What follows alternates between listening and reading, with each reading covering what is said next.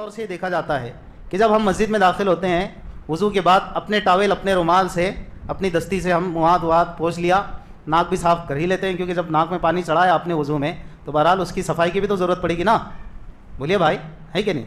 لیکن کیا ہوتا ہے کہ وہ دستی کو ایسے یوں لہراتے ہوئے سجدے کی جگہ پہ, یعنی یہ تبرکات اب ٹرانسفر کہاں کرنا ہے؟ سجدے اپنے صف میں, وہ جو قالین بچھا ہوا ہے یا صف بچھی ہوئی ہے وہاں ٹرانسفر کر کے, رومال تو سوکھ گیا چلے ہم لے کر, لیکن کیا اس رومال کی وجہ سے جو ہماری اپنی آلائش جو اس دستی پر لگی ہے وہ ہم نے جو وہاں سکھا دی, کیا اس کا چانس نہیں ہے کہ ہم نے ادھر سے اپنے بیکٹیریاز ادھر ٹرانسفر کر دیے؟ یہ طریقہ چل رہا ہے, ہم بچپن سے دیکھ رہے ہیں, بولنے والے بولتے بھی ہیں لیکن سننے والے سنتے نہیں ہیں. جی ہاں, ایسا یوں سامنے رکھے, اللہ اکبر, دستی سوکھتے رہے وہیں پر مصلے پر, مسجد کا مصلی, مسجد کا قالین. یہ طریقہ غلط ہے, یہ طریقہ غلط. اسی طرح آپ نے ایک اور چیز دیکھی کہ کھانا کھانے سے پہلے ہم کو سکھایا گیا کہ ہاتھ دھویا جائے, یہ سنت ہے. کھانا کھانے سے پہلے ہاتھ دھونا سنت ہے. اب کھانا کھانے سے پہلے ہاتھ تو دھونا سنت ہے, لیکن ہاتھ کا نہ پہنچنا سنت ہے.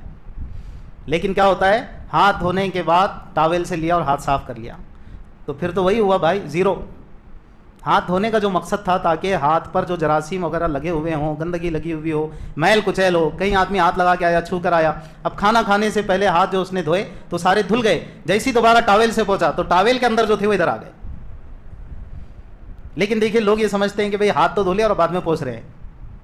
کھانا کھانے سے پہلے صرف ہاتھ دھونا ہے, پوچھنا نہیں ہے. اسی میں ایک غلطی اور ہوتی ہے, وہ غلطی یہ ہے کہ جب کبھی کسی سے کہا جاتا ہے کہ بھائی ہاتھ دھو لیجیے نا, نہیں میں ابھی آیا وضو کر کے مسجد میں سے.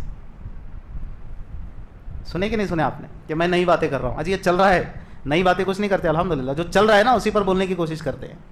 نیا کچھ بھی نہیں ہے اس میں, یہ چل رہا ہے مارکیٹ میں کہ بھائی کھانا کھا لو ہاتھ دھو لو. ارے ہاتھ دھو لو نا, نہیں ابھی آیا مسجد میں سے آیا. اچھا مسجد, یعنی مسجد کیا چیز ہوئی بھائی ایسی کہ ہاتھ ڈبا کے آتے آپ وہاں؟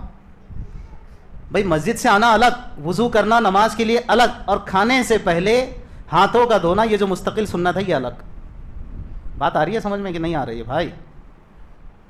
یہ مستقل سنت ہے, لیکن ہاتھ دھونے کے بعد ہاتھ پوچھنا نہیں ہے تو ہاتھ جھٹکنا بھی نہیں ہے. دیکھیں گے آپ نے آ لیا, پھر 1 2 3 بجاؤ رے بچوں بین. یہ طریقہ جو ہماری ذات سے ہم دوسروں کو نقصان پہنچا رہے ہیں, اس طرح جھٹک کر اپنے تبرکات سب دوسروں تک پہنچا رہے ہیں, اسلام نے اس سے بھی روکا ہے. سنت کے خلاف. سنت یہ کہ ہاتھ دھوئے جائیں, ہاتھ پوچھے نہ جائیں. سنت یہ کہ ہاتھوں کو جھٹکا نہ جائیں.